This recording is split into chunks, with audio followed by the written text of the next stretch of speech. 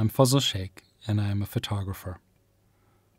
Nearly 70 years after being forced from their villages during Israel's War of Independence, many Palestinians have poignant memories of their former homes and way of life, as well as the trauma of fleeing. Maḥmūd told me the following story. It was around 2 in the morning when the Jews began to attack our village. It was the night of May 30th, 1948, and I was 12 years old.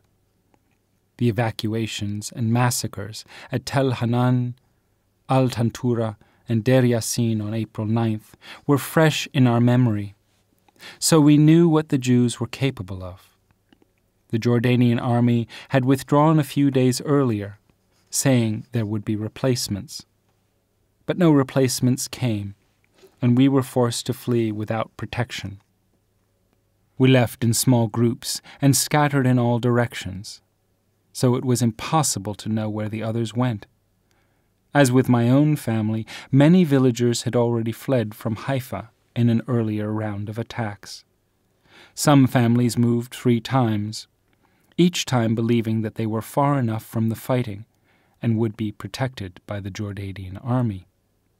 So we had to flee again, and apart from our 2 horses, which we were able to take with us, we left everything else behind. The village was completely deserted by the time the Israelis captured it. We reached al-Fahim, but we had no food, so we had to sneak back into the village to steal from our own stocks. The Jews, thinking we might return to retrieve our things, had placed booby traps underneath all of the crates, so when we lifted them they would explode. One of our neighbors, Hassan Sukar, went back for some of his possessions and was killed in his own home. We also found the body of another neighbor, Abu Ruman Yunis, and buried him before we left. In the days after the attack, the occupying forces destroyed some of the houses. Then, the following year, the kibbutz Megiddo was built on our land, and eventually nearly all of the houses were destroyed, all except for some of the stronger, stone-built houses, which were incorporated into the kibbutz. Our mosque became the carpentry shop, and the property was fenced off. I remember that the grave of Yusuf Hamdan, who was killed by the British Army along with 14 others in a fierce battle on the outskirts of the village, is in that cemetery. You will find it in a state of disrepair within the kibbutz.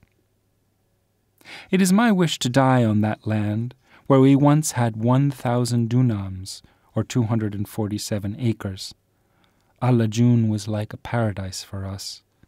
The land was rich and fertile, and it was easy to cultivate. I used to take the horses into the field to graze. In the summer, after haymaking, all the nearby villages would gather for a wrestling competition. And during Eid, the holiday after Ramadan, our neighbors would go to one another's houses to share in the celebrations. We lived as one big family. Years later, I went back to the village and took some of the earth from my land.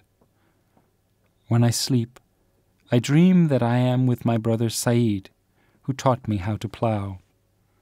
I can remember my father stopping us in the middle of our work, telling us to make the plowing arc even wider to cover more land.